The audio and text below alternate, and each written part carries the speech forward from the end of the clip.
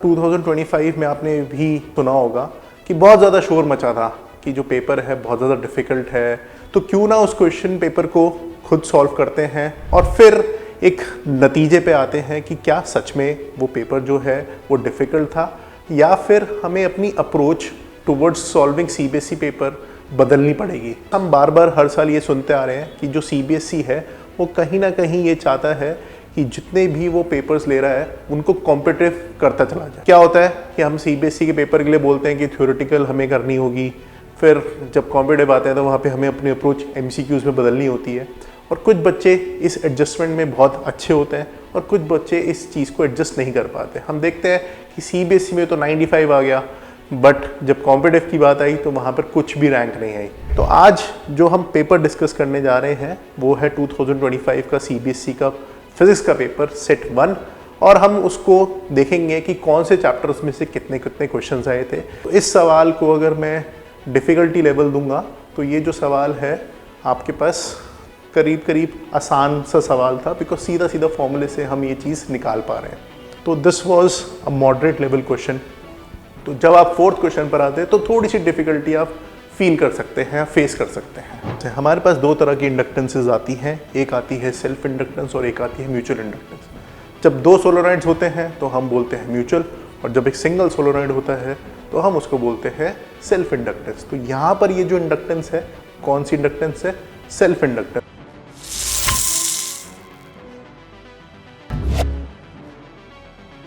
स्वागत है आपका एक बार फिर से हमारे YouTube चैनल विद्यालम पर। और आज मैं एक बहुत ही इम्पॉर्टेंट वीडियो आप सबके लिए लेकर आया हूँ, स्पेशली जो बच्चे अब क्लास 12th में हैं और जिनका बोर्ड का एग्ज़ामिनेशन आने वाला है इन फरवरी एंड मार्च 2026। तो आज मैं जो डिस्कस करने जा रहा हूँ आपके साथ में इस वीडियो में वो है 2025 में जो सेट 1 फिज़िक्स का आया था उसके सारे के सारे क्वेश्चंस के डिटेल सोल्यूशन को मैं डिस्कस करने जा रहा हूँ। हुआ क्या था 2025 में आपने भी सुना होगा कि बहुत ज़्यादा शोर मचा था कि जो पेपर है बहुत ज़्यादा डिफ़िकल्ट है, कॉम्पिटिटिव ऐसे भी क्वेश्चंस पूछ दिए गए तो जो एनसीईआरटी के अंदर कॉन्सेप्ट्स मेंशन ही नहीं थे। तो क्यों ना उस क्वेश्चन पेपर को खुद सॉल्व करते हैं, डिटेल में सॉल्व करते हैं और हर एक कॉन्सेप्ट को देखते हैं कि किस क्वेश्चन में कौन सा कॉन्सेप्ट लग रहा है और फिर एक नतीजे पे आते हैं कि क्या सच में वो पेपर जो है वो डिफ़िकल्ट था या फिर हमें अपनी approach towards solving CBSE paper बदलनी पड़ेगी। क्या हमें थोड़ी सी अपनी अप्रोच टुवर्ड्स कॉम्पिटिटिव लेके जानी पड़ेगी, बिकॉज हम बार बार हर साल ये सुनते आ रहे हैं कि जो सीबीएसई है वो कहीं ना कहीं ये चाहता है कि जितने भी वो पेपर्स ले रहा है उनको कॉम्पिटिटिव करता चला जाए। ठीक है, मेरे भी कुछ सोर्सेज हैं, उनसे मैं बात कर रहा था, जो टीचर्स जो सीबीएसई में एग्ज़ामिनेशन की ड्यूटीज़ पर होते हैं या फिर जो सीबीएसई में पॉलिसी मेकिंग में होते हैं, उन्होंने मुझे कहीं ये एक हिंट दिया था कि इस साल नहीं अगले साल से सीबीएसई जो करने वाला है वो थोड़ा सा पैटर्न में चेंज करेगा अपने सीबीएसई के पेपर्स में और mostly it is going towards 80% competitive base. ठीक है, कॉम्पिटिटिव बेस का मतलब है कि जो क्वेश्चंस हैं वो डायरेक्टली नहीं होंगे, थ्योरेटिकल नहीं होंगे, वो वहाँ पर आपको कहीं ना कहीं अपने कॉन्सेप्ट को अप्लाई करना पड़ेगा। तो आपको थोड़ी सी उसकी डीप नॉलेज होनी ज़रूरी है। तो मैं एक्सपेक्ट करता हूँ बच्चों कि जो इस सीबीएसई का जो ये अगर स्टेप ले रहे हैं वो, तो मैं इस स्टेप को वेलकम करता हूँ। बिकॉज हम अभी क्या करते हैं कि हमें स्कूल में कुछ अलग तरीके से पढ़ाया जाता है, फिर हम जब जेई और कॉम्पिटिटिव एग्ज़ाम्स की बात करते हैं तो वहाँ पे हमें अलग तरीके से अप्रोच बताई जाती है। तो क्यों ना हमारी अप्रोच एक ही हो। एज अ स्टूडेंट हमारे ऊपर बार बार डबल प्रेशर आता है, तो मुझे जो लगता है वो यही होना चाहिए कि जो पेपर का जो लेवल होना चाहिए वो एक जैसा होना चाहिए, चाहे आप कॉम्पिटिटिव की बात करें चाहे सीबीएसई की बात करें।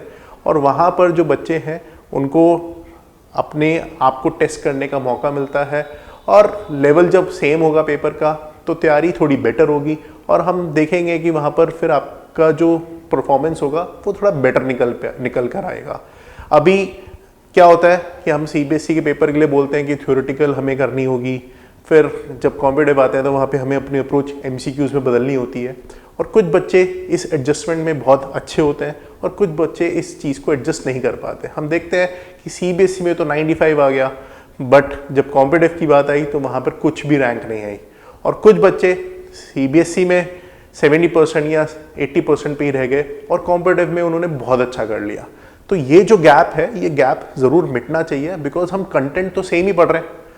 तो फिर just on the basis of the pattern of the paper हमारे एक में मार्क्स अच्छे आ रहे हैं और एक में मार्क्स खराब आ रहे हैं, ऐसा नहीं होना चाहिए। ठीक है, तो आज जो हम पेपर डिस्कस करने जा रहे हैं वो है 2025 का CBSE का फिजिक्स का पेपर सेट 1, और हम उसको देखेंगे कि कौन से चैप्टर्स में से कितने कितने क्वेश्चंस आए थे।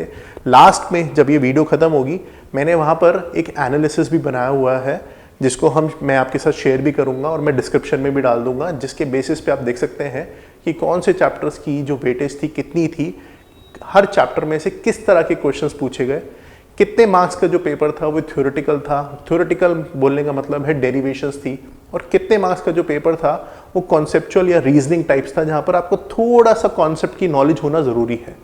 ठीक है, MCQs का लेवल क्या है, क्या MCQs आपके पास बहुत आसान थे जो कि आप देखते ही टिक कर सकते थे, या फिर MCQs में आपको सोचना था, इन सब चीज़ों के बारे में आज हम इस वीडियो में बात करने वाले हैं। तो इस वीडियो को पूरा देखिएगा, आप जब इस वीडियो को पूरा देखेंगे तो आपको ज़्यादा बेनिफिट होगा, और अगर आप चाहते हैं कि अच्छा मुझे सिर्फ सोल्यूशन देखने तो आप स्किप कर करके भी देख सकते हैं। मैं हर एक पेपर, हर एक क्वेश्चन का यहाँ पर डिटेल सोल्यूशन डिस्कस करने जा रहा हूँ।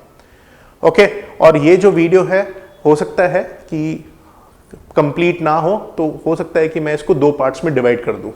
तो लेट्स सी, तो पहले स्टार्ट करते हैं आपके पास में MCQ क्वेश्चंस के साथ में, और हम आते हैं पहले सवाल पर। ओके, तो पहला सवाल क्या कह रहा है, फिगर शोज द वेरिएशन। तो पहले सवाल में उन्होंने कुछ ग्राफ सा दे दिया हमें, और क्या बोला, figure shows the variation of coulomb force acting between 2 point charges with 1/r²। हमें पता है कि जो कूलम फोर्स है वो 1/r² से ही वेरी करती है।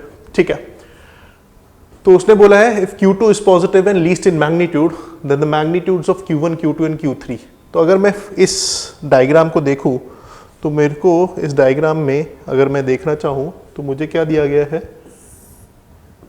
एक ग्राफ दिया गया है, और उसमें ये फोर्स है और ये मेरे पास में 1/r² है, और इनके बीच में रिलेशनशिप है कुछ ऐसा, ये ग्राफ दिया गया है। ओके, यहाँ पे थोड़ा सा ये कम इंक्लाइंड है, कुछ ऐसा दिया गया है।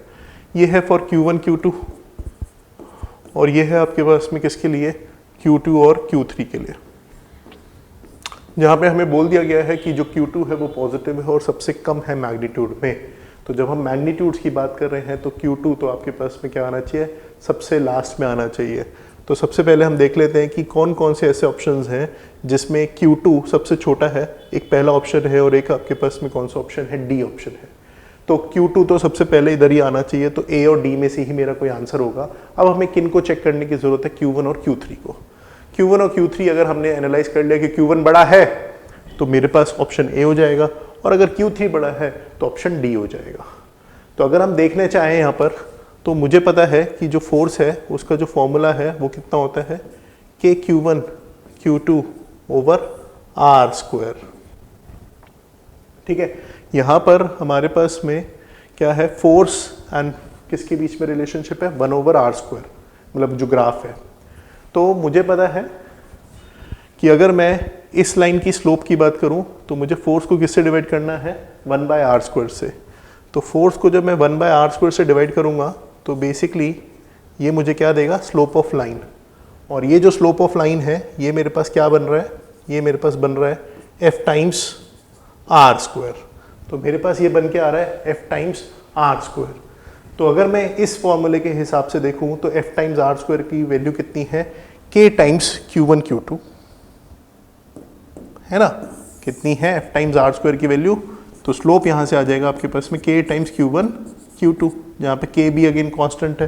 तो स्लोप सीधा सीधा किस पे डिपेंड कर रहा है, the product of the two charges. यहाँ पर आपके पास में स्लोप जो है वो मुझे थोड़ी ज़्यादा दिखाई दे रही है, और यहाँ पर जो स्लोप है वो मुझे थोड़ी कम दिखाई दे रही है, और स्लोप का सीधा सीधा प्रोडक्ट ऑफ द चार्जेस पर रिलेशनशिप है। तो यहाँ पर है Q1 Q2 और यहाँ पर है Q2 Q3। दोनों में क्या चीज़ कॉमन है, Q2। तो इसका मतलब स्लोप सिर्फ और सिर्फ किस पे डिपेंड कर रही है, Q1 और Q3 में। जिसकी स्लोप ज़्यादा उसका मतलब ये चार्ज ज़्यादा। तो Q1 greater than Q3 greater than Q2, ये हमारे पास में आंसर होना चाहिए। और ऐसा कौन सा ऑप्शन है हमारे पास में? ऐसा ऑप्शन है हमारे पास ए। तो इस सवाल में सीधा सीधा हमारा कूलम्स लॉ लग रहा है और कूलम्स लॉ के साथ साथ बस स्लोप ऑफ लाइन का कॉन्सेप्ट लग रहा है। ठीक है, क्लियर है? तो इस सवाल को अगर मैं डिफिकल्टी लेवल दूंगा तो ये जो सवाल है आपके पास करीब करीब आसान सा सवाल था, बिकॉज सीधा सीधा फॉर्मूले से हम ये चीज़ निकाल पा रहे हैं। ओके, चलिए अब आते हैं हम क्वेश्चन नंबर 2 पर। और क्वेश्चन नंबर 2 क्या कहता है? 2 wires P and Q are made of same material. The wire Q has twice the diameter and half the length as that of wire P. ठीक है, तो वायर Q का जो डायमीटर है डबल है और लेंथ जो है आधी है। The resistance of wire P is R, the resistance of wire Q will be. तो ये हमारे पास लेंथ और डायमीटर दे दिया गया है और बोला गया है दोनों रेजिस्टेंसेस का मटेरियल सेम है। तो हमें पता है जब हम किसी भी मटेरियल की रेजिस्टेंस की बात करते हैं तो हमने क्लास 10th में एक फॉर्मूला पढ़ा है, वो है कि resistance of a material is equals to resistivity times length over area. तो क्या इसमें कोई 12th का कॉन्सेप्ट है? नहीं, बेसिक कॉन्सेप्ट है आपके पास में जो हमने 10th में भी पढ़ा है और 12th में भी आके हम एक बार रिवाइज कर लेते हैं उसको। तो यहाँ पर जो फॉर्मूला लगने जा रहा है वो क्या लगेगा? R is equals to resistivity into length over area. तो उस फॉर्मूले को लगा लेते हैं। तो हमें क्या क्या दिया गया है? Wire Q has twice the diameter and half the length. तो सबसे पहले मैं क्या करता हूं,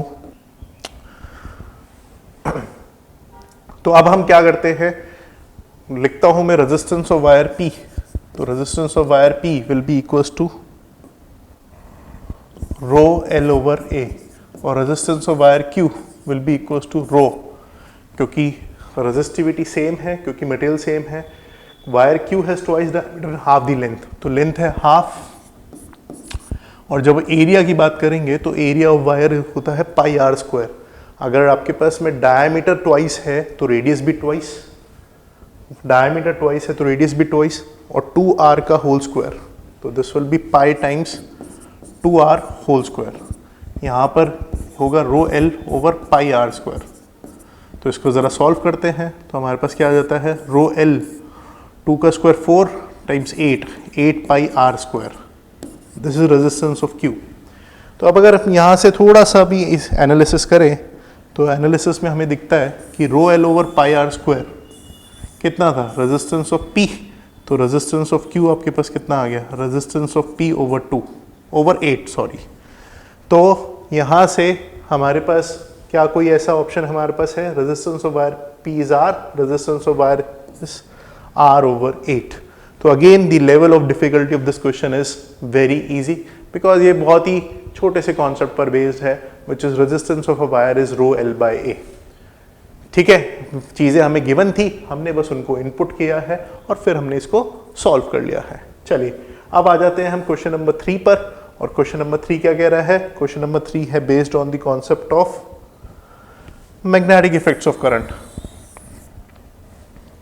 ठीक है, तो आपके पास में क्वेश्चन नंबर 3 है, 1 centimetre segment of a wire lying along x-axis carries a current of 0.5 ampere along the plus x direction. तो मेरे पास में एक 1 सेंटीमीटर का वायर है, इसकी 1 सेंटीमीटर लेंथ है and it is placed along x-axis।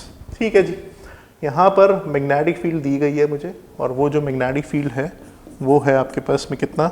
0.4 milli Tesla J cap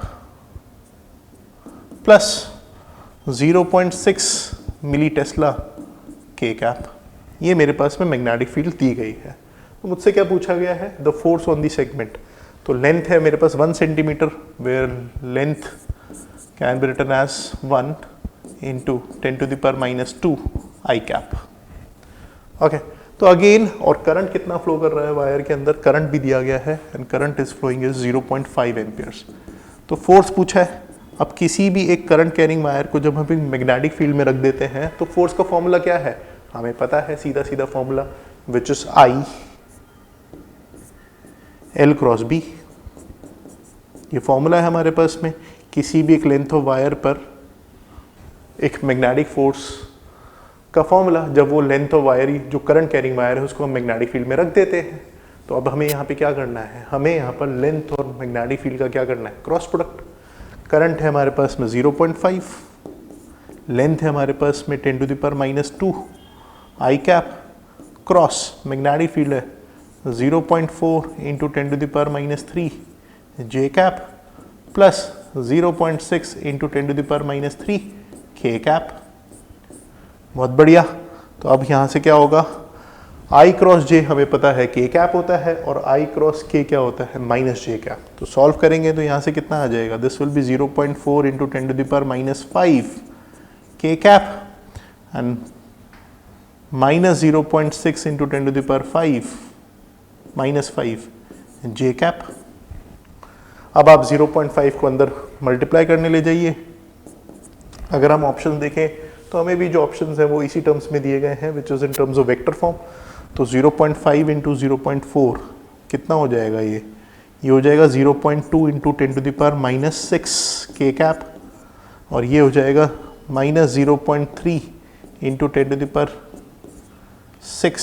J cap, sorry 2, this will B 2 and this will B 3। ठीक है, के कैप।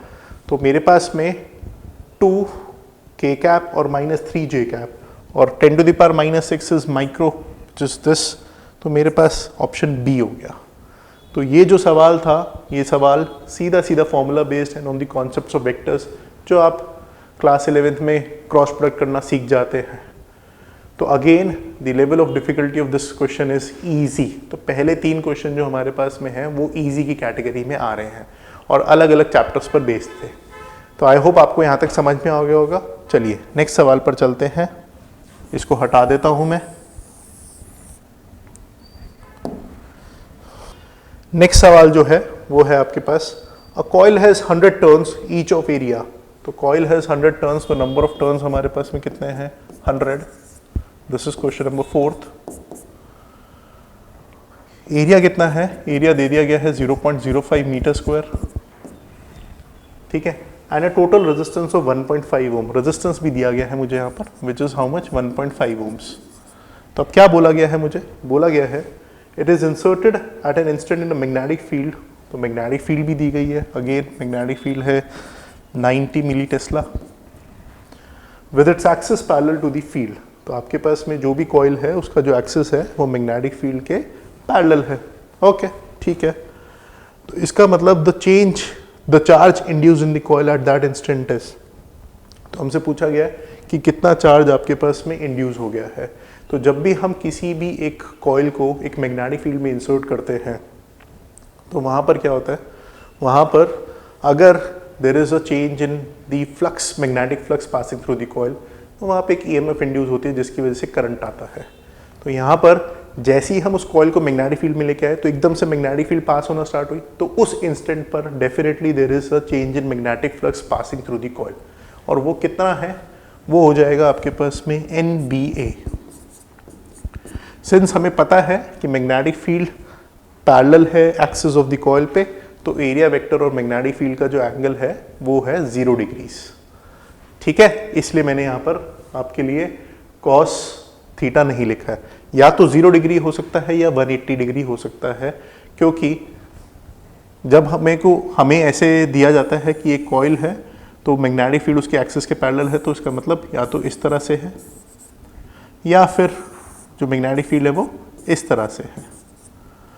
तो हमें या तो एंगल 0 डिग्री होगा या फिर एंगल आपके पास में कितना होगा, 180 डिग्री। बिकॉज एरिया वेक्टर जो होता है किसी भी कॉइल के लिए वो हमेशा होता है प्लेन ऑफ द कॉइल के परपेंडिकुलर। तो ये एरिया वेक्टर हो गया, ये मैग्नेटिक फील्ड हो गया, यहाँ पर ये एरिया वेक्टर हो गया और ये मैग्नेटिक फील्ड हो गया। तो यही 2 ऑप्शंस मेरे पास बचते हैं। तो अभी कहीं पर भी हमें ये 0 डिग्री या 180 डिग्री की बात करने की ज़रूरत नहीं है, बिकॉज हमसे डायरेक्शन नहीं पूछी गई कि किस डायरेक्शन में करंट फ्लो कर रहा है। वहाँ पे थोड़ा सा ये अपनी इंपॉर्टेंस होती है इस चीज़ की, बट यहाँ पर अभी हमारे को सिर्फ पूछा गया कितना चार्ज फ्लो करा। तो वहाँ पर हमने सिंपली ले लिया कि जो फ्लक्स है वो हो गया NBA। अब जो EMF होती है उसका फॉर्मूला है flux over change in flux over time, तो this is NBA over time T। मुझे एक और चीज़ पता है कि जो ईएमएफ जो आपके पास में कॉइल के अंदर आई है उसको मैं कैसे लिख सकता हूँ, करंट टाइम्स रेजिस्टेंस। तो current times resistance is NBA/T। But मुझे सवाल में क्या निकालना था मुझे सवाल में निकालना है चार्ज इंड्यूस्ड। और जब चार्ज इंड्यूस की बात कर रहे हैं तो हमारे पास में current can be written as charge flowing per unit time. तो मैं लिख देता हूँ इसको Q/T into R equals to NBA/T। यहाँ से टाइम गया तो यहाँ से चार्ज जो आ गया आपके पास में वो कितना आ गया है, NBA/R। अब आपको क्या करना है, आपको सारी चीज़ें दी गई हैं, बस आपको इसमें फॉर्मूले में वैल्यूज पुट करनी है। Number of turns is 100, magnetic field is 90 milli tesla and area है, रेजिस्टेंस है। ज़रा पुट करते हैं वैल्यूज को। तो Q equals to 100, magnetic field है 90 इंटू 10⁻³ मिली है, तो एरिया है 0.05 एंड रेजिस्टेंस है 1.5। डेसिमल्स हटाते हैं, 100, 10, 90 से गया 5 3 से गया। So now we have 3 into 10⁻⁻1 which is 0.3 coulombs. तो 0.3 कूलम्स कोई है ऑप्शन, बिल्कुल है, विच इज ऑप्शन बी। तो अगेन दिस क्वेश्चन वो स्लाइटली कॉन्सेप्चुअल बिकॉज यहाँ पर इलेक्ट्रोमैग्नेटिक इंडक्शन का कॉन्सेप्ट आ रहा है और वहाँ से हमें पता लगता है कि ईएमएफ आती है, EMF is current into resistance. फिर करंट को हम charge flowing per unit time insert करते हैं और वहाँ से हमारे पास में कॉइल के अंदर कितना चार्ज इंड्यूस हो गया वो आता है। तो this was a moderate level question. तो जब आप फोर्थ क्वेश्चन पर आते हैं तो थोड़ी सी डिफिकल्टी आप फील कर सकते हैं, फेस कर सकते हैं। ठीक है, तो चलते हैं नेक्स्ट सवाल पर विच इज क्वेश्चन नंबर 5। चलिए अब आते हैं हम क्वेश्चन नंबर 5 पर और क्वेश्चन नंबर 5 देखते हैं कि क्या बोल रहा है हमें। क्वेश्चन नंबर 5 बोल रहा है you are required to design an air filled solenoid of inductance 0.016 henry having a length 0.81 meter and radius 0.02 meters. The number of turns in the solenoid should be। तो हमें पूछा गया है कि कितने नंबर ऑफ टर्न्स हमारे पास solenoid में होने चाहिए।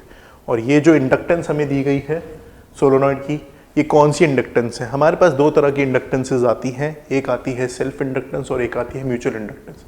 जब दो सोलोनॉइड्स होते हैं तो हम बोलते हैं म्यूचुअल, और जब एक सिंगल सोलोनॉइड होता है तो हम उसको बोलते हैं सेल्फ इंडक्टेंस। तो यहाँ पर ये जो इंडक्टेंस है कौन सी इंडक्टेंस है, सेल्फ इंडक्टेंस। और उसका फॉर्मूला क्या होता है, उसका फॉर्मूला होता है μ0 n² एरिया ओवर लेंथ।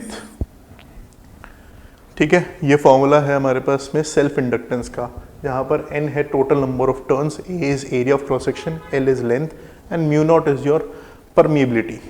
ठीक है, अब यहाँ पर हमें सेल्फ इंडक्टेंस दे दी गई है विच इज 0.016। μ0 की बात करें तो μ0 है हमारे पास में 4 pi into 10⁻⁻7।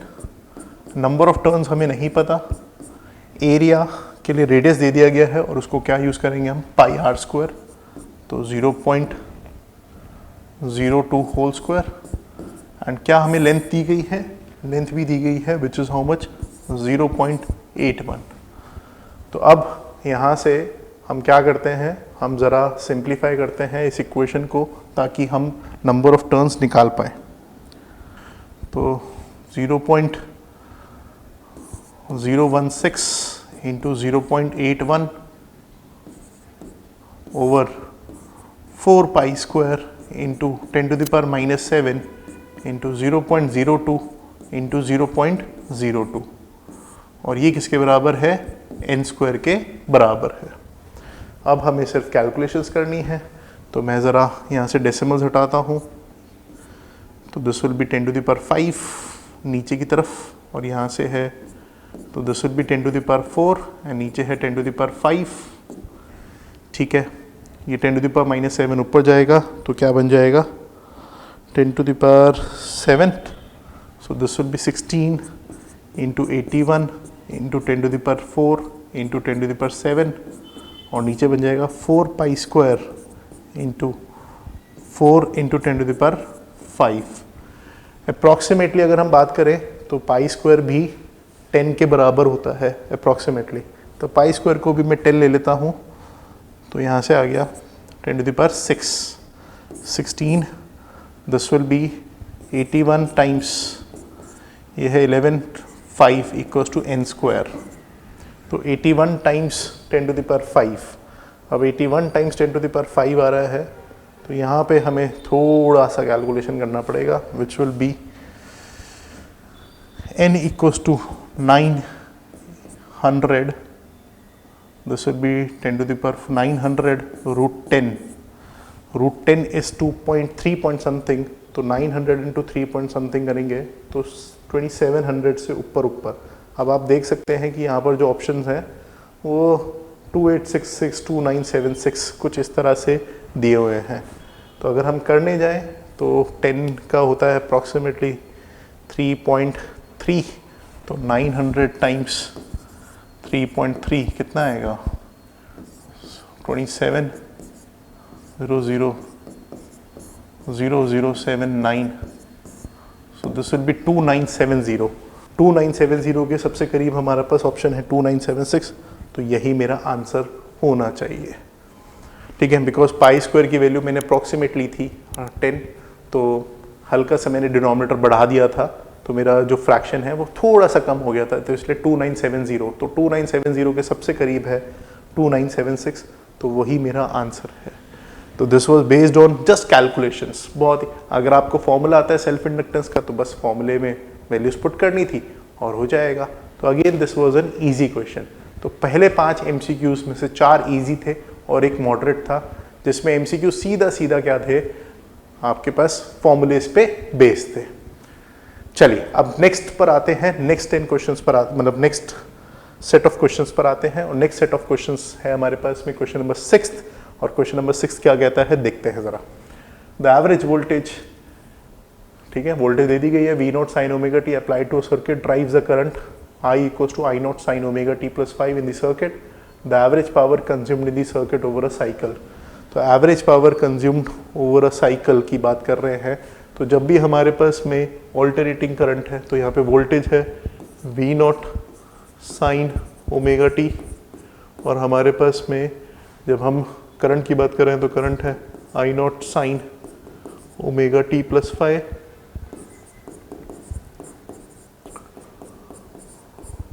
This is my simple power. यह है पावर किसी भी समय पर। और जब हम एवरेज पावर की बात करते हैं तो how is average power defined? Average power is defined as P dt over dt, 0 से टाइम t, 0 से टाइम t। और एक ऑल्टरनेटिंग सर्किट के लिए एवरेज पावर का जो फॉर्मूला हमारे पास निकल के आता है फॉर अ कंप्लीट साइकिल, वो कितना आता है? वो निकल के आता है half V0 I0 cos phi।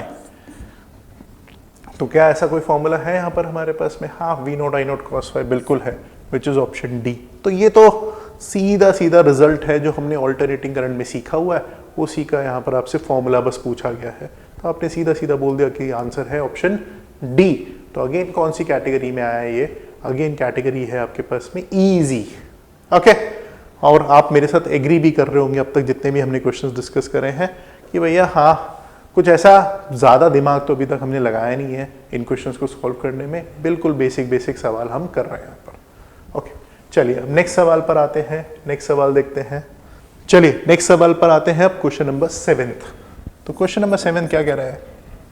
Question number 7 बोल रहा है the given diagram exhibits the relationship between the wavelength of the electromagnetic waves and the energy of photon associated with them. The 3 points P, Q, R marked on the diagram may correspond respectively. तो यहाँ पर ये wavelength और यहाँ पर ये energy है। तो हमें पता है कि जब हम डिफरेंट वेव्स की बात करते हैं, जैसे कि यहाँ पर मेंशन है X rays, microwaves, UV radiation, तो this is a question of electromagnetic spectrum. जैसे जैसे हम इलेक्ट्रोमैग्नेटिक स्पेक्ट्रम में बढ़ते जाते हैं, from radio waves to microwaves, infrared, फिर आपके पास आते हैं विजिबल, फिर अल्ट्रावायलेट, एक्स रेज और गामा रेज। ये सीरीज है जो आपको याद होनी चाहिए इलेक्ट्रोमैग्नेटिक स्पेक्ट्रम की।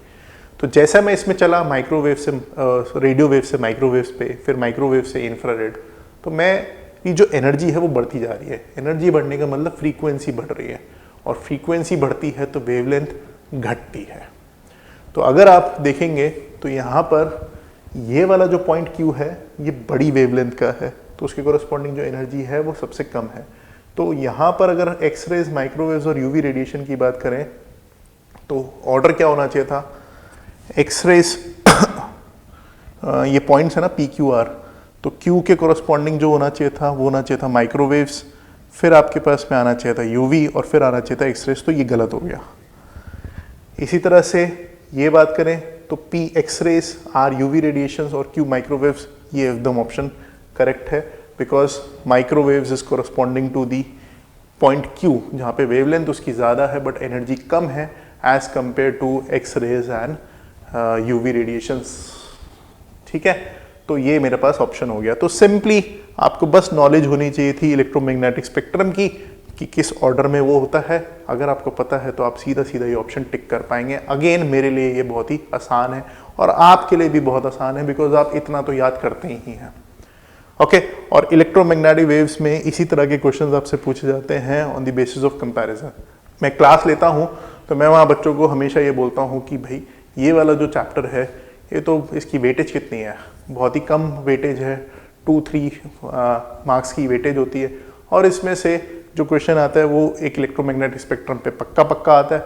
अगर थोड़ा सा मुझे कॉन्सेप्चुअल बनाना है तो मैं डिस्प्लेसमेंट करंट के ऊपर क्वेश्चन बना दूंगा और वहीं पर मेरा ये जो चैप्टर है वो ओवर हो जाता है। इतने ही कॉन्सेप्ट्स हैं इसके अंदर।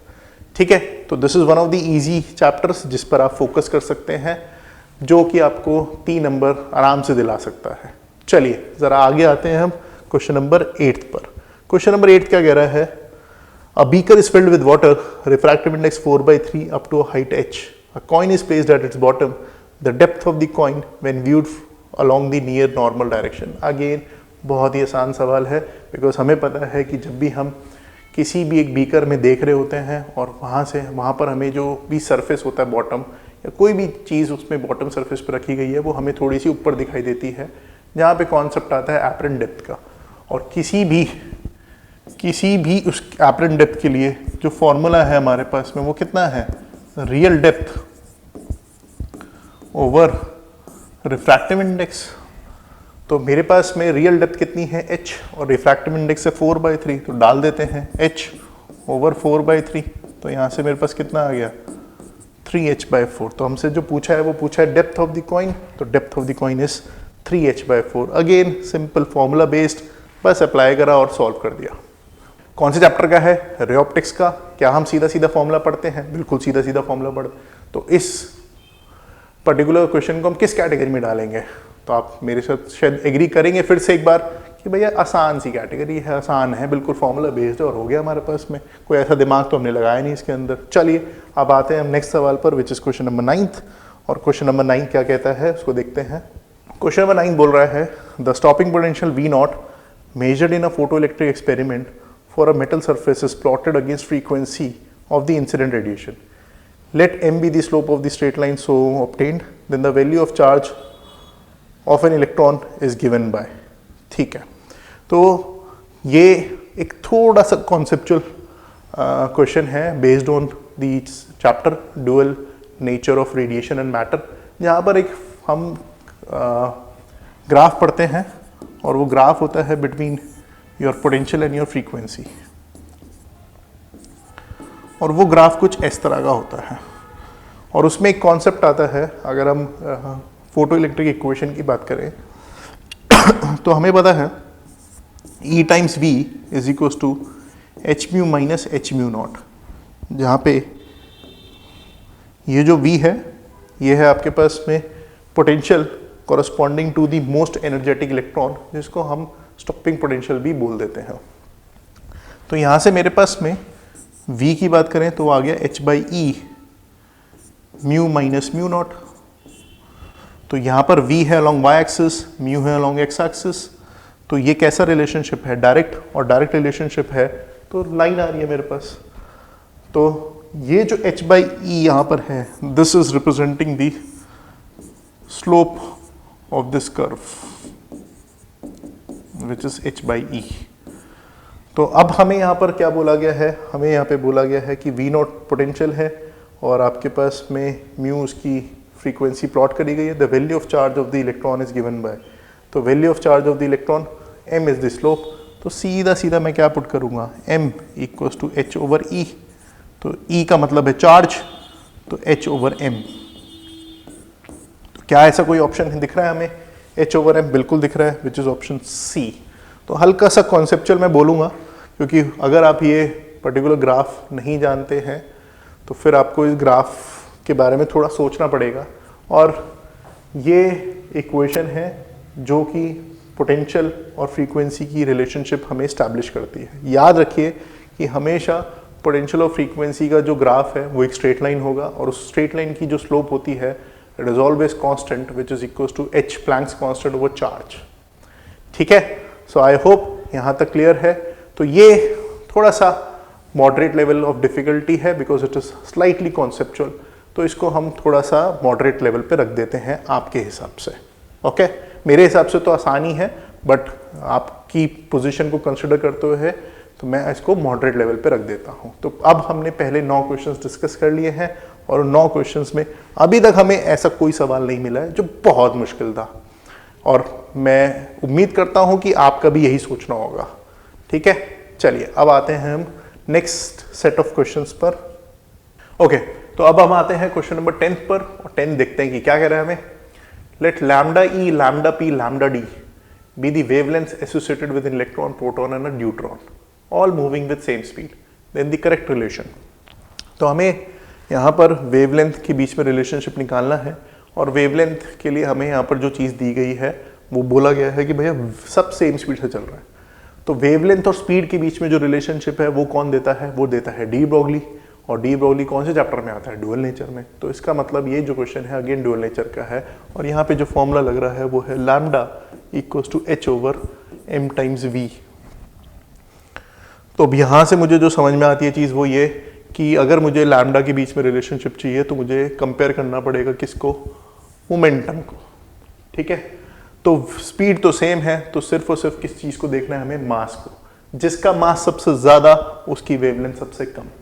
तो ड्यूट्रॉन, प्रोटॉन और इलेक्ट्रॉन में मास सबसे ज़्यादा किसका होता है, ड्यूट्रॉन का, क्योंकि ड्यूट्रॉन का मतलब होता है 2 मास, 2 times of mass of basically proton.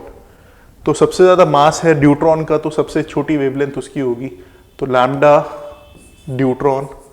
फिर आएगा, फिर प्रोटॉन का मास आपके पास में इलेक्ट्रॉन से ज़्यादा आता है, तो फिर प्रोटॉन का आएगा, और फिर आएगा आपके पास में इलेक्ट्रॉन। तो सबसे बड़ी वेवलेंथ होने वाली है इलेक्ट्रॉन की, फिर है प्रोटॉन की, और फिर है ड्यूट्रॉन की। तो ऐसा कोई ऑप्शन दिख रहा है हमें, बिल्कुल दिख रहा है, ऑप्शन बी। तो this was again based on just simple analysis of a formula which is lambda is equals to h over mv, जहाँ पे स्पीड सेम है तो मास हमें आइडेंटिफाई करना था, और 3 पार्टिकल्स के मासेस हमें पता होते हैं। ओके, चलिए अब आते हैं नेक्स्ट सवाल पर, और नेक्स्ट सवाल है which of the following figure correctly represent the shape of a curve of binding energy per nucleon. तो एनसीईआरटी में एज इट इज हमें मेंशन्ड है बाइंडिंग एनर्जी, थोड़ा सा यहाँ पे चेंज करके दिया गया है। अगर हम इसको देखें तो ये नहीं हो सकता, बिकॉज ये जो पॉइंट है आपके पास में, ये इन्होंने 56 दे रखा है, जबकि हमें पता है कि 56 यहाँ पर होना चाहिए, बिकॉज 56 की जो आयरन है उसकी बाइंडिंग एनर्जी सबसे ज़्यादा होती है, तो ये नहीं है। अगर हम इसकी बात करें तो यहाँ पे सबसे ज़्यादा बाइंडिंग एनर्जी है 80 वाले की, जो कि हमें पता है कि 80 वाले की भी सबसे ज़्यादा बाइंडिंग एनर्जी नहीं होती। इसकी बात करें, यहाँ पे भी 80 की दी हुई है, तो नहीं, सिर्फ हमें देखना है 56 का, तो 56 का सबसे ज़्यादा यहाँ पे दिया हुआ है, तो यही हमारा ऑप्शन हो जाएगा। क्योंकि जो बाइंडिंग एनर्जी पर न्यूक्लियन है वो 30 से 170 के बीच में ऑलमोस्ट कांस्टेंट होती है, जिसमें 56 की थोड़ी सी ज़्यादा होती है। तो यहाँ पर तो हमें कम ही दिखाई दे रहा था, तो इसलिए ऑप्शन कौन सा है इसका, बी। अगेन एनसीईआरटी बेस्ड, अगर आपको बाइंडिंग एनर्जी पर न्यूक्लियन की थोड़ी सी नॉलेज है, जो आपको होती है बिकॉज न्यूक्लियर चैप्टर के अंदर, तो वही मेन कॉन्सेप्ट है, तो आप सीधा सीधा इस क्वेश्चन को कर सकते थे। Again both these questions lie in the category of easy. ठीक है, चलिए अब आते हैं नेक्स्ट सवाल पर, विच इज क्वेश्चन नंबर 12। और क्वेश्चन नंबर 12 देखते हैं, which is from semiconductors. Semiconductors का क्वेश्चन क्या कह रहा है, when a PN junction diode is forward biased. तो फॉरवर्ड बायस का मतलब क्या होता है कि पी साइड को लगा है पॉजिटिव टर्मिनल, और N side of the diode को, मतलब N side of the semiconductor को कहाँ लगाया है, नेगेटिव टर्मिनल। तो ऑप्शंस क्या कह रहा है वो, the barrier height in the depletion layer width both increase, बिल्कुल ही गलत है। जब फॉरवर्ड बायस की बात करते हैं, बैरियर हाइट या डिप्लीशन लेयर की बात करें तो वो होता है आपके पास में जो पी और एन के बीच में डिप्लीशन लेयर बनती है उसकी विड्थ, और उसी को जब हम पोटेंशियल की टर्म से बात करते हैं तो उसी को हम बोलते हैं बैरियर हाइट।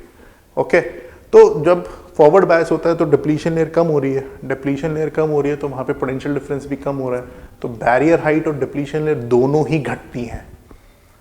तो अब ये एक कॉन्सेप्चुअल क्वेश्चन है।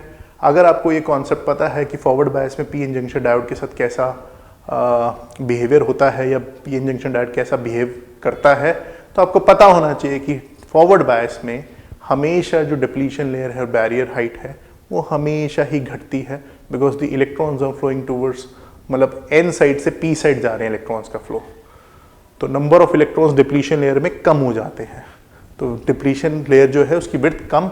तो इसका मतलब आपके पास में इसमें ऐसा कोई ऑप्शन जिसमें बैरियर हाइट और डिप्लीशन लेयर दोनों ही घट रही हैं, सी ऑप्शन।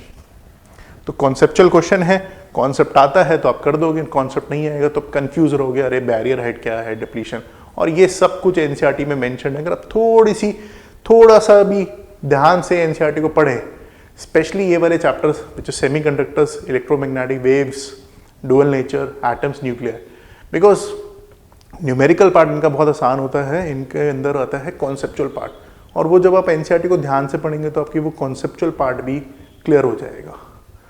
तो इन वाले चैप्टर्स के लिए स्पेशली आप एनसीईआरटी को तो एक बार पढ़िए ज़रूर, बिकॉज जब हम बाकी चैप्टर्स की बात करते हैं तो वहाँ पे न्यूमेरिकल पार्ट आता है, और न्यूमेरिकल पार्ट में हमें फॉर्मूलेज लगाने होते हैं और सॉल्व करना होता है, बट जहाँ पे कॉन्सेप्चुअल वाली चीज़ें आती हैं वो इन चैप्टर्स में से आती हैं। तो इसलिए आप थोड़ा सा इन वाले चैप्टर्स पर एनसीईआरटी पे फोकस करिए। मैं दोबारा बता रहा हूँ, dual nature, atoms, nuclear, semiconductors and electromagnetic waves, ये जो 5 चैप्टर्स हैं इनकी आपको एनसीईआरटी ज़रूर पढ़नी है अगर आपको कॉन्सेप्चुअल क्वेश्चंस को अच्छे से अटेम्प्ट करना है जो आपके सीबीएसई के फिजिक्स के पेपर में आएंगे। ठीक है, चलिए नेक्स्ट क्वेश्चन पर आते हैं। अब जो क्वेश्चंस हैं वो आ गए हैं आपके पास में किस पर, असर्शन रीजन पर।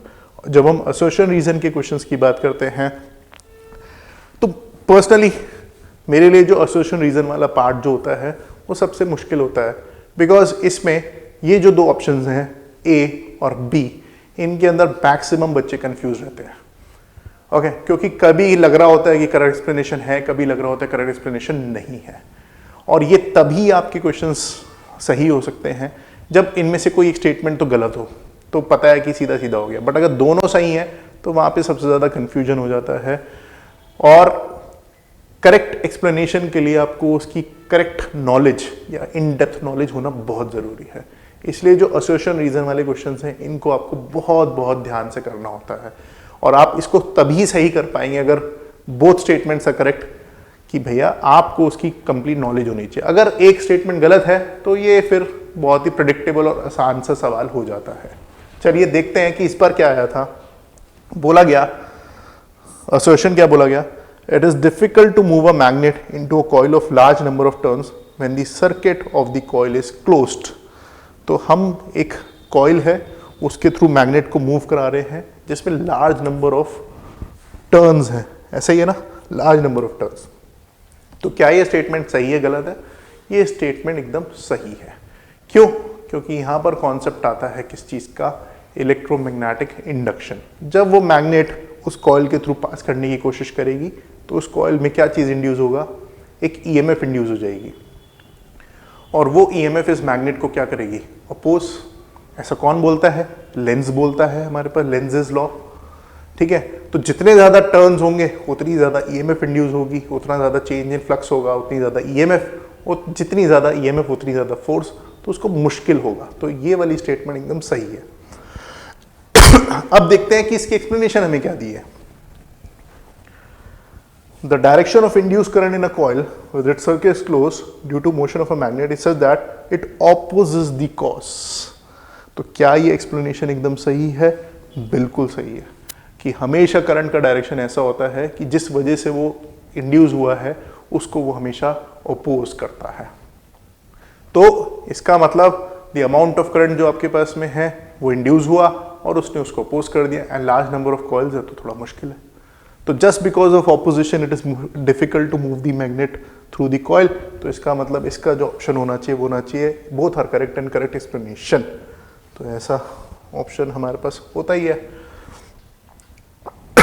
विच इज कि एक सेकेंड यहाँ पे दिया गया है both A and R true and reason is the correct explanation, तो इसका कौन सा ऑप्शन है?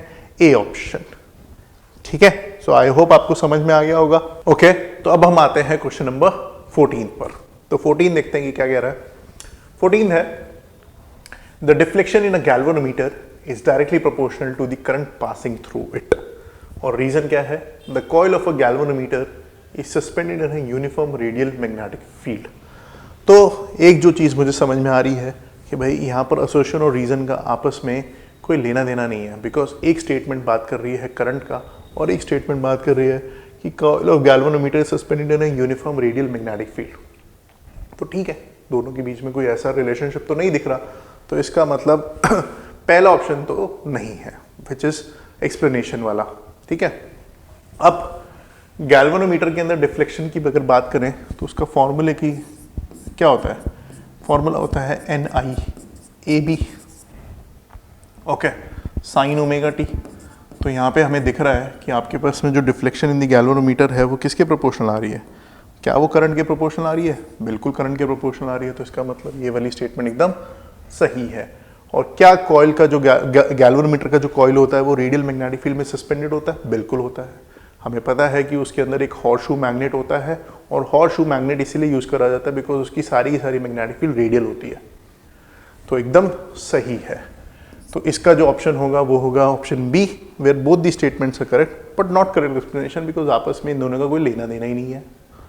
ओके, चलिए अब आते हैं हम क्वेश्चन नंबर 15 पर। और 15 क्या कहता है? We can not form a PN junction diode by taking a slab of a P type semiconductor and physically joining it to another slab of n-type semiconductor. Okay? अब अगर हम इसकी बात करें तो क्या आपको लगता है कि ऐसा ही होता होगा बस कि ऐसे ज्वाइन कर दिया हमने? ठीक है, तो फिजिकली ज्वाइन करने वाली जो चीज़ है वो थोड़ी सी अटपटी सी लग रही है कि फिजिकली ज्वाइन करने का मतलब क्या है यहाँ पर? In a P type semiconductor Ne is very very greater than NH, while in a n-type semiconductor NH is very very greater than Ne। ये तो हमें दिखाई ही दे रहा है कि आपके पास में गलत है। पी टाइप सेमीकंडक्टर में हमेशा होल्स की कॉन्सेंट्रेशन इलेक्ट्रॉन्स की कॉन्सेंट्रेशन से ज़्यादा होती है, और एन टाइप सेमीकंडक्टर में इलेक्ट्रॉन्स की जो कॉन्सेंट्रेशन है वो होल्स से ज़्यादा होती है। तो एक ऑप्शन तो गलत ही है यहाँ पर। अब देखते हैं कि हमें ऑप्शन दिए क्या गए थे।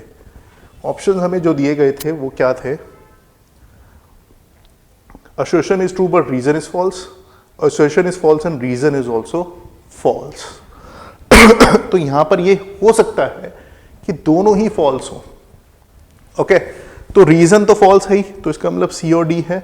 बट अब assertion के बारे में भी आपको देखना होगा कि assertion में बोल रहा है कि we cannot form a PN by taking a slab of and physically joining it to another slab। तो क्या बस P टाइप कंडक्टर स्लैब लिया, N टाइप कंडक्टर स्लैब लिया और ज्वाइन कर दिया तो क्या हमारे पास सेमीकंडक्टर बन जाएगा?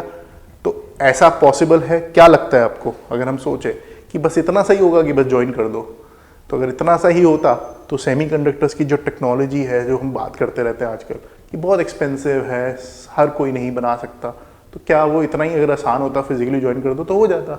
बट नहीं, डेफिनेटली वहाँ पे कुछ कंडीशंस होंगी जो कि हमें रिक्वायर्ड होंगी, बिकॉज वहाँ पे कॉन्सेंट्रेशन भी आती है, ठीक है, और पी टाइप और एन टाइप जो है वहाँ पर उनको जब हम लेके आते हैं तो डिप्लीशन लेयर भी बनती है। तो वो जो P type N type semiconductor हमारे सामने बन रहा है उसमें पी टाइप में कितनी डोपिंग होनी चाहिए, एन टाइप में कितना डोपिंग होना चाहिए, और फिर किन दो हिस्सों को हम एक साथ लेके आएंगे, क्या एक्सटर्नल कंडीशंस वहाँ पर होंगी, किस तरह से हम उनको ज्वाइन करेंगे, वो एक डिफरेंट प्रोसेस होगा। तो सिंपली ऐसा नहीं होगा कि बस फिजिकली अटैच कर दिया और काम हो गया। तो इसका मतलब ये दोनों स्टेटमेंट्स आपके पास क्या होंगी? गलत होंगी। तो both assertion A and reason is false. तो ऐसा कौन सा ऑप्शन था? ऐसा था आपके पास में ऑप्शन डी। ओके, तो आई होप अब तक आपको जितने भी हमने क्वेश्चन डिस्कस करे हैं वो सब समझ में आ रहे हैं, और क्या क्या कॉन्सेप्ट है उनके ऊपर बेस्ड वो सब आपको समझ में आ रहा होगा। मैं पूरी कोशिश कर रहा हूँ कि मैं हर सवाल को डिटेल में डिस्कस कर सकूँ और आपको उसका पर्टिकुलर करेक्ट आंसर प्रोवाइड कर सकूँ। ठीक है, तो अब है आपके पास में क्वेश्चन नंबर 16, और क्वेश्चन नंबर 16 क्या कह रहा है? The potential energy of an electron revolving in any stationery orbit in hydrogen atom is positive. तो पोटेंशियल एनर्जी ऑफ इलेक्ट्रॉन, तो अगर हमने हल्का सा भी एटम्स को ढंग से पढ़ा है और वहाँ पर हमने एनर्जी ऑफ इलेक्ट्रॉन की बात करी है, तो potential energy of electron is negative. तो पोटेंशियल एनर्जी अगर इलेक्ट्रॉन की नेगेटिव है तो उसने क्या बोला है? Is positive. तो इसका मतलब असर्शन क्या हो गया? फॉल्स हो गया। और असर्शन फॉल्स हो गया तो अगर मैं ऑप्शंस की बात करूं तो मुझे एक ही ऐसा ऑप्शन है जिसमें असर्शन भी फॉल्स है, तो ऑप्शन डी। तो इसमें मैं सेकंड पर जाऊंगा ही नहीं, बट सेकंड भी देख लेते हैं कि total energy of charge particle is always positive. ये भी स्टेटमेंट गलत है, क्योंकि टोटल एनर्जी में नेगेटिव होती है तभी वो बाउंड रहता है आपके पास उस पर्टिकुलर न्यूक्लियस के अराउंड। अदरवाइज अगर उसकी एनर्जी पॉजिटिव होती तो उसको बाउंड करना पॉसिबल ही नहीं था, वो एस्केप कर जाएगा। ठीक है, तो इसका भी आंसर जो है वो है आपके पास डी। तो इसका भी डी हो गया आंसर, और 15 का भी डी था। तो अभी तक हमने सिर्फ और सिर्फ कौन से क्वेश्चंस डिस्कस करे हैं? हमने डिस्कस करे हैं एमसीक्यू क्वेश्चंस। और ये जो एमसीक्यू क्वेश्चंस थे, अगर हम बात करें तो पूरे सेक्शन की बात करूं, एक ही ऐसा क्वेश्चन है जिसमें आपको थोड़ी सी डिफिकल्टी हो सकती थी, और वो है आपके पास में ये सेमीकंडक्टर्स का, जिसमें स्टेटमेंट असर्शन वाली जो स्टेटमेंट है उसमें आप थोड़ा सा कंफ्यूज हो सकते थे कि भाई सही है या गलत है वहाँ पे, बिकॉज हम इतनी डिटेल में नहीं जाते कि एक्चुअली में पीएन जंक्शन डायोड को हम कैसे कनेक्ट करते हैं।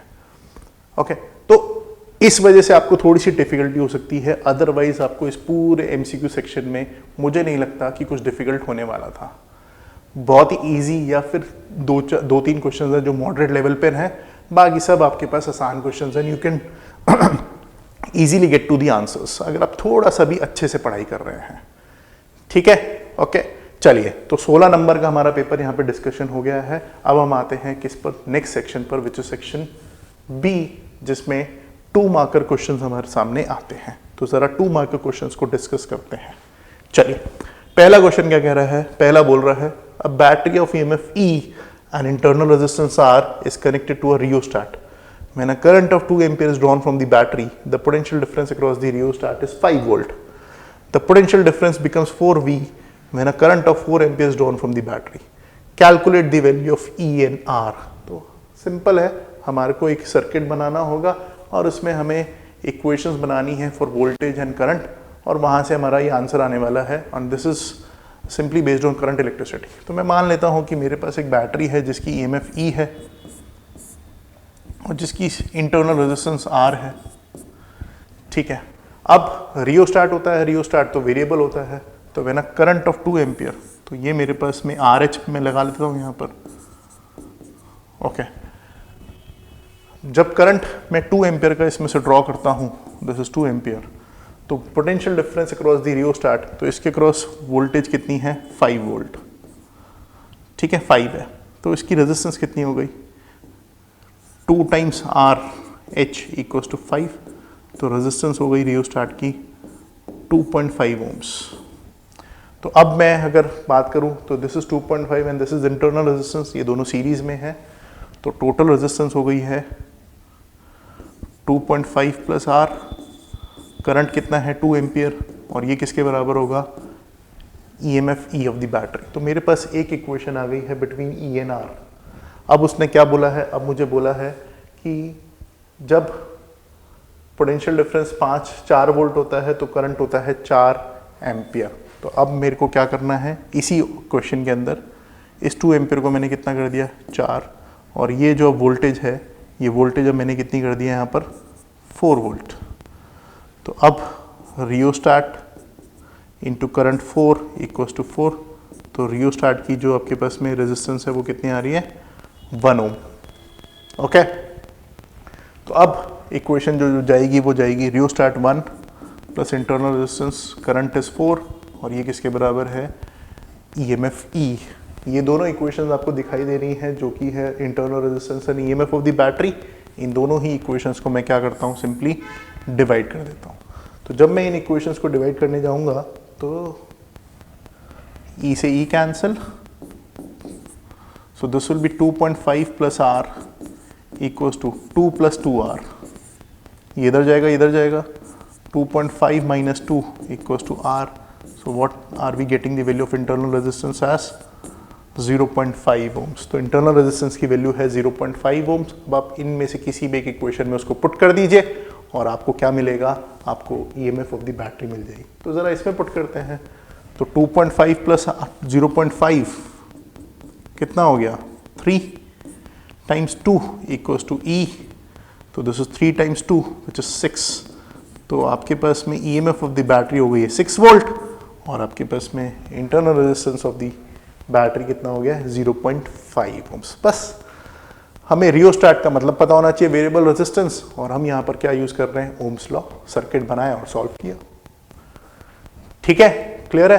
तो ये था हमारे पास में question number 17 of 2 mark from current electricity.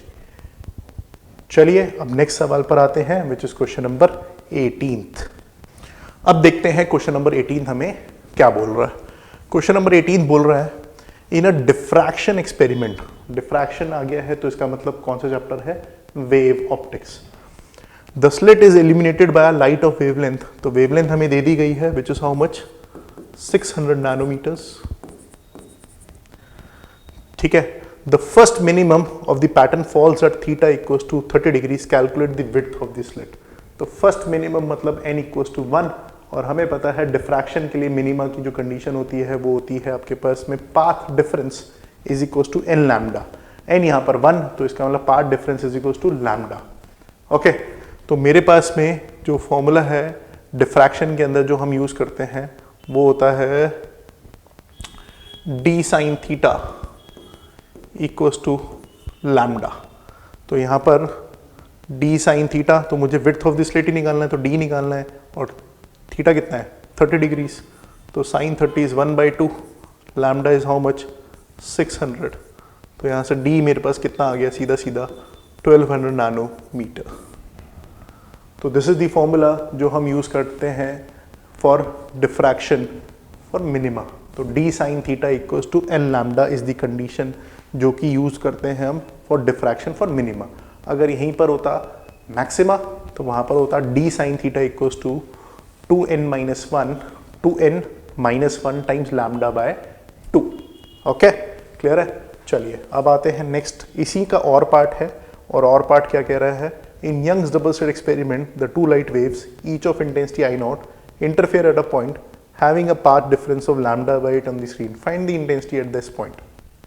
तो अब 2 वेव्स हैं, इंटरफेयर कर रही हैं, दोनों की इंटेंसिटी I0 है, बट दोनों के बीच में पाथ डिफरेंस कितना है, लैम्डा बाय 8 का। तो अगर लैम्डा का पार्ट डिफरेंस होता है तो ये था A, अब है और वाला पार्ट विच इज B। अगर लैम्डा का पार्ट डिफरेंस होता है तो फेज डिफरेंस कितना होता है 2 पाई। तो अगर मेरे पास यहाँ पर लैम्डा बाय 8 का पार्ट डिफरेंस है तो फाई कितना हो जाएगा 2 pi by lambda into lambda by 8। So this is how much, pi by 4। तो अब ज़रा सॉल्व करने जाते हैं। Intensity will be I1 plus I2 plus 2 root I1 I2 cos phi। I1 is I0, I2 is I0 plus 2 I0, cos phi is how much, cos pi by 4, and how much is cos pi by 4 is 1 by root 2।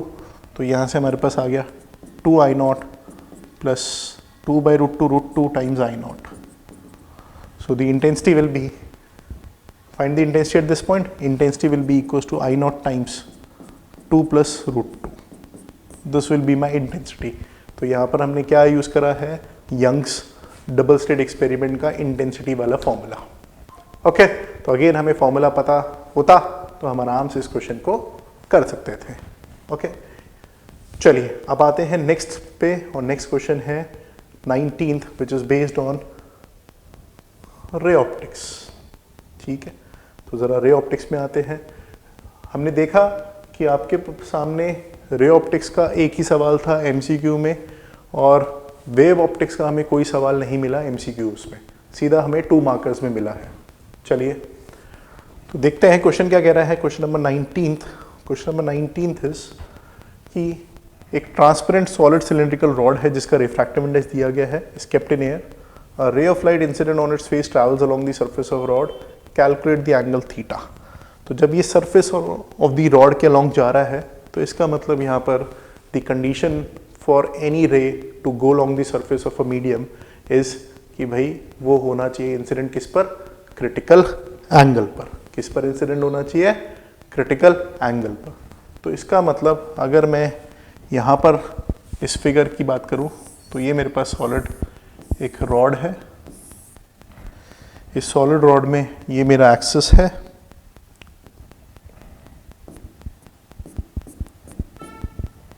यहाँ से मेरे पास एक incident light आ रही है, ये incident light आई, refract हुई और उसके बाद ये इस तरह से अलोंग दी सरफेस चली गई है, making an angle of refraction is 90 degree.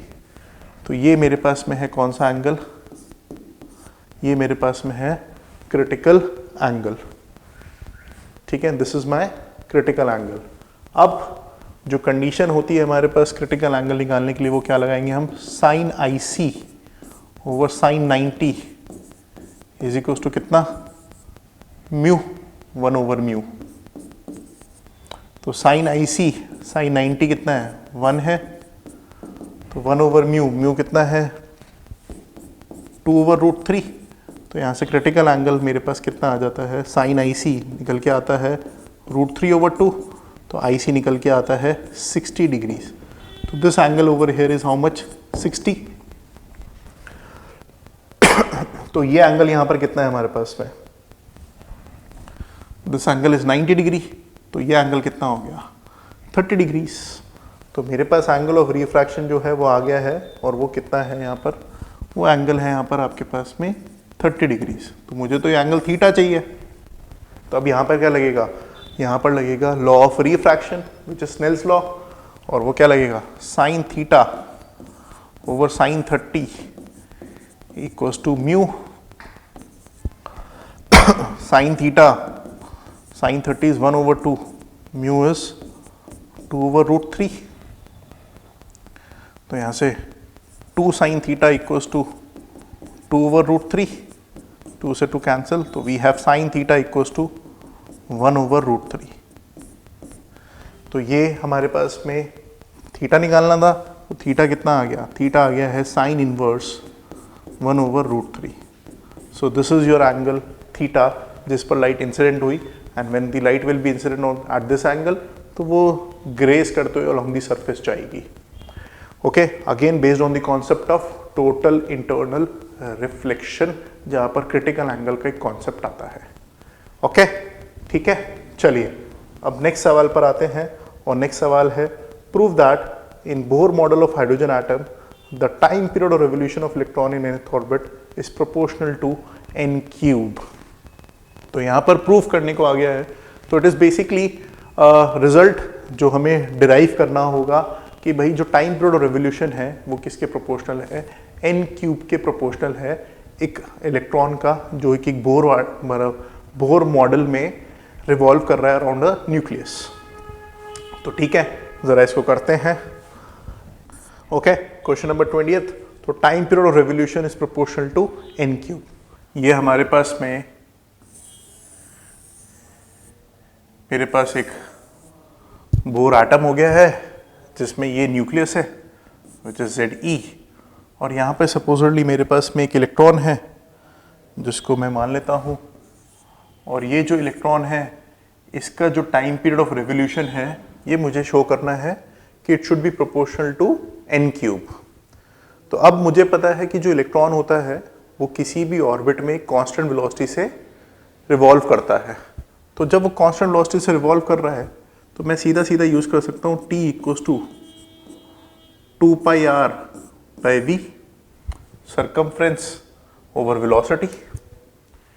ठीक है, अब हमने एक रिजल्ट निकाला हुआ है, और वो रिजल्ट क्या है कि कोई भी आपके पास में ऑर्बिट का जो रेडियस होता है फॉर बोर एटम्स वो हमेशा किसके प्रोपोर्शनल होता है, वो हमेशा n स्क्वायर के प्रोपोर्शनल होता है।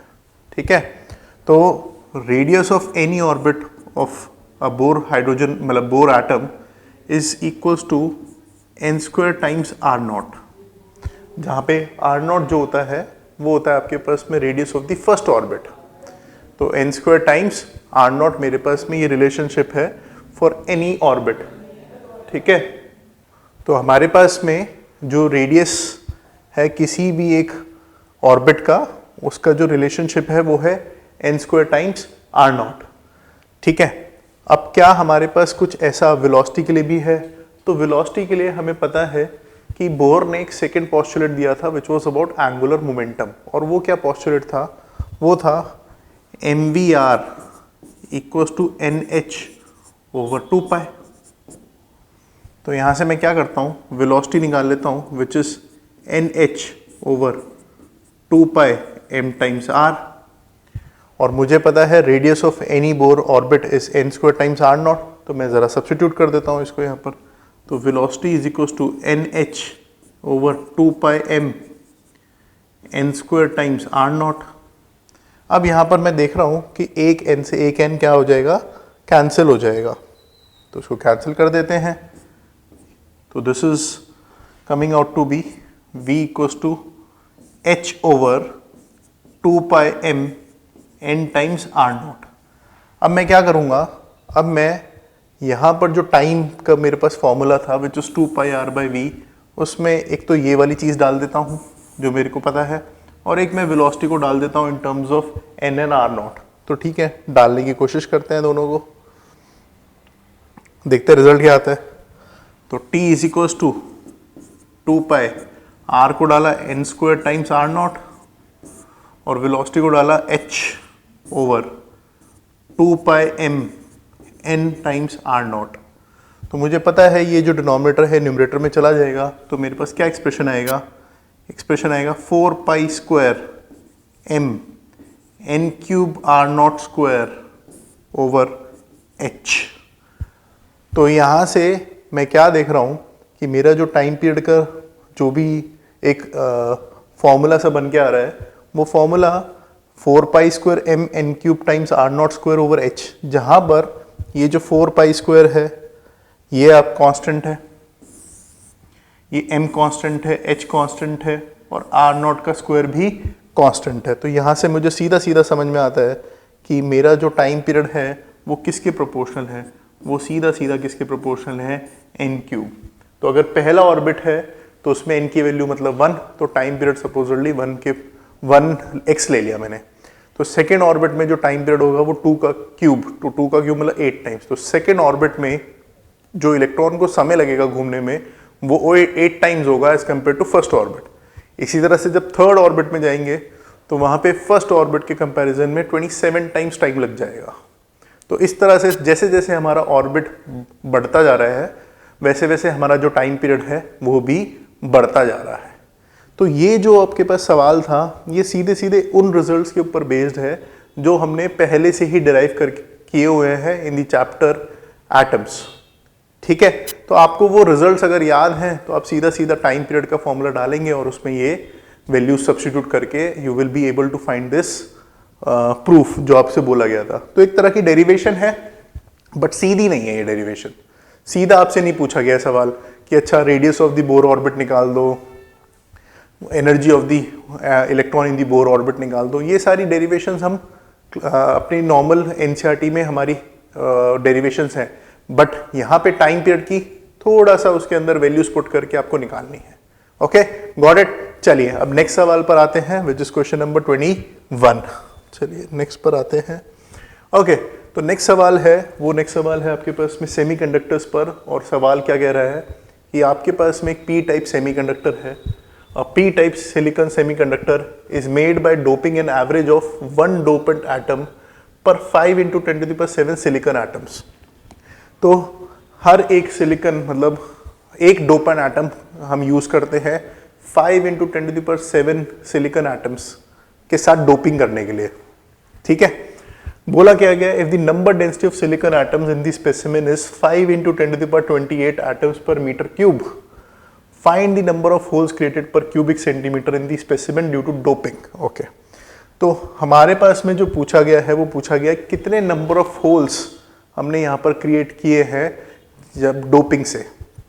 तो मुझे पता है जितने नंबर ऑफ डोपेंट एटम्स मैंने डाले हैं उतने ही नंबर ऑफ होल्स मैं क्रिएट करूँगा, क्योंकि number of holes is equal to the number of doping atoms. तो क्या दिया हुआ है मुझे जो कंडीशन दी हुई है वो है कि one dopant atom dopes 5 into 10 to the power 7 silicon atoms. ठीक है जी। तो अब मेरे पास जो नंबर ऑफ सिलिकॉन एटम्स है वो कितने हैं, 5 into 10 to the power 28 पर मीटर क्यूब। तो मेरे पास number of dopant atoms per metre cube will be 5 into 10 to the power 28 divide by 5 into 10 to the power 7। भाई इतने सिलिकॉन के लिए एक चाहिए, तो इतने silicon atoms per metre cube के लिए क्या करेंगे, हम डिवाइड कर देंगे। तो यहाँ से डिवाइड करने जाते हैं तो यहाँ से 5 से 5 कैंसिल, तो we have 10 to the power 21। But हमसे जो पूछा गया है वो पूछा गया है पर क्यूबिक सेंटीमीटर, और ये है आपके पास में पर मीटर क्यूब। तो पर क्यूबिक सेंटीमीटर के लिए हम क्या करेंगे, number of dopant atoms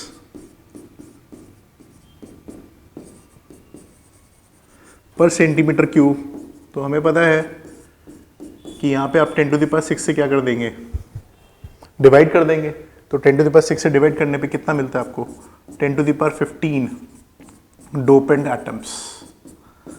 so कितने नंबर ऑफ डोपेंट एटम्स आपको चाहिए, आपको 10 to the power 15 dopant atoms चाहिए इस पर्टिकुलर पी टाइप सेमीकंडक्टर को डोप करने के लिए। ठीक है। अब उसने जो मुझसे पूछा है वो पूछा है also give one such example, मतलब one example of such dopant. ठीक है।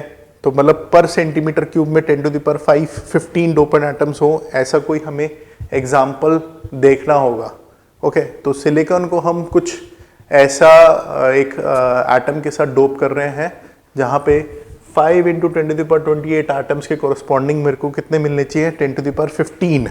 ओके।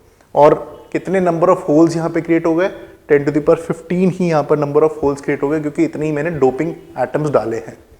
अच्छा, अब एग्जाम्पल की बात आई तो एग्जाम्पल वाला जो पार्ट है थोड़ा सा ट्रिकी पार्ट है कि अब हमें सोचना पड़ेगा कि कौन सा ऐसा एटम है जिसके साथ हम डोप कर सकते हैं, और ये कौन सा है, पी टाइप सिलिकॉन सेमीकंडक्टर। तो पी टाइप है तो इसका मतलब हमें क्या करना है, यहाँ पर एक ऐसा डोपिंग एटम डालना है जिसके आउटर मोस्ट शेल में कितने इलेक्ट्रॉन्स हो, 3।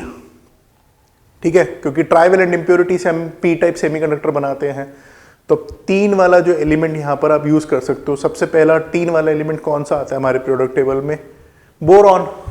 तो एग्जाम्पल सीधा सीधा हो गया बोरॉन, तो आप बोरॉन को यहाँ पर यूज कर सकते हो। अगर आपके दिमाग में कोई और ट्राइवेलेंट इंप्योरिटी आती है तो वो भी आपका आंसर हो सकता है यहाँ पर। समझ में आ गया बात। ठीक है। तो ये थे आपके पहले 2 पार्ट्स, सेक्शन ए और सेक्शन बी, जहां पर हमने देखा कि अभी तक जितने भी क्वेश्चंस थे कोई इतना ज़्यादा चैलेंजिंग हमें कोई क्वेश्चन नहीं मिला है जिसमें बहुत ज़्यादा हमें डिस्कस करना पड़ा हो या फिर हमें कोई कॉन्सेप्ट बहुत ज़्यादा डीप में जाके लगाना पड़ा हो। जो क्वेश्चन है हो सकता है सेक्शन जो बी है उसमें 1-2 क्वेश्चंस का जो तरीका था पूछने का वो थोड़ा डिफरेंट है, जैसे ये सेमीकंडक्टर्स है, तो हो सकता है कि आपने इस तरह के क्वेश्चन कभी ना करे हो। बट याद रखिए जो इंपॉर्टेंट चीज़ है वो ये है कि जितने भी क्वेश्चंस हैं वो सब उसी कॉन्सेप्ट से होते हैं जो हमने कहीं ना कहीं पढ़े हैं। तो हमारी जो टेंडेंसी होती है एज अ स्टूडेंट वो क्या होती है कि हम सबसे पहले पैनिक करना स्टार्ट कर देते हैं कि अरे ये क्वेश्चन तो हमने करा ही नहीं है, अरे ये क्वेश्चन तो हमने कभी सीखा ही नहीं है, ये तो हमें करवाया ही नहीं गया है। तो कभी भी आप इस तरह से अपनी अप्रोच को मत बनाइए कि अरे मुझसे जो क्वेश्चन मैंने करे हैं, मैंने जो भी बुक पढ़ी है उसी में से क्वेश्चंस आने चाहिए। नहीं, क्वेश्चन कहीं से भी आ जाए, आपको सिर्फ ध्यान किस पे रखना है, कॉन्सेप्ट पर, कि मैंने कॉन्सेप्ट पढ़ा है। क्वेश्चन को जब अप्रोच करना है, अगर आपको नहीं भी आता तो देखिए तो सही कि उसमें क्या चीज़ गिवन है। जैसे ये दोनों जो क्वेश्चंस हैं पीछे अभी जो मैंने किए थे डिस्कस, जिसमें टाइम पीरियड था, तो टाइम पीरियड का भी ये हो सकता है कि आपने कभी डिराइव कराओ, हो सकता है आपने डिराइव ना कराओ, बट अगर नहीं करा तो क्या हमारे को ऐसे कोई चीज़ें हमने उसमें यूज़ करी हैं जो कि हमें नहीं पता थी? हमने आर वाला फॉर्मूला है हमें पता था, हमें बोर्ड्स का सेकेंड पोस्टुलेट है वो भी पता था, बस उन्हीं को यूज़ करके हमने निकाल लिया। तो हमें कॉन्फिडेंस होना चाहिए हमारे कॉन्सेप्ट के ऊपर, हमें कॉन्फिडेंस होना चाहिए कि जो भी चीज़ें हम यहाँ पर हमें दी गई हैं वो सिर्फ उन्हीं चीज़ों में से है जो सब हमने पढ़ी हैं, कोई अलग से नहीं दिया गया इसमें। ठीक है, तो आज मैं आपके साथ में अभी सेक्शन ए और सेक्शन बी डिस्कस कर रहा हूँ, बिकॉज ये जो वीडियो है फिर बहुत ज़्यादा लंबी हो जाएगी अगर मैं दूसरे और सेक्शंस करने जाऊँगा। तो अब नेक्स्ट वीडियो में मैं आपके साथ सेक्शन सी, डी और ई डिस्कस करूंगा। पूरी कोशिश करूंगा कि वो तीनों सेक्शंस में एक ही वीडियो में कवर अप कर पाऊँ। और जैसा मैंने मेंशन किया था कि मैं इस पूरे इस पेपर का चैप्टर वाइज एनालिसिस करेंगे कि अच्छा इस चैप्टर में किस तरह के क्वेश्चन थे, इस चैप्टर में कौन से क्वेश्चन कितने मार्क्स के क्वेश्चंस थे, और उसके बेसिस पे हम थोड़ा सा अंदाज़ा लगाने की कोशिश करेंगे कि क्या इस साल भी जो हमारा पेपर है वो इसी तरह का आएगा, कौन से ऐसे चैप्टर्स हैं जिन पे हमें ज़्यादा ध्यान देने की ज़रूरत है। ऑब्वियसली वही चैप्टर्स होंगे जिनकी वेटेज ज़्यादा है, but again type of question जो उसमें पूछे जा रहे हैं। तो ये सारी जो डिस्कशन है पूरी डिटेल में मैं आपके साथ करूँगा। वो जो डिस्कशन है, वो जो एनालिसिस है, वो आपके लिए बहुत ही ज़्यादा बेनिफिशियल होगा। तो बस हमारे चैनल पर ट्यून करते रहिए, और अगर आपको ये वीडियोस पसंद आ रही हैं और हमारा जो कंटेंट है वो पसंद आ रहा है तो प्लीज़ हमारे चैनल को सब्सक्राइब करिए, हमारी वीडियोस को पसंद लाइक करिए और इसी तरह से हमें मोटिवेट करते रहिए। Thank you so much.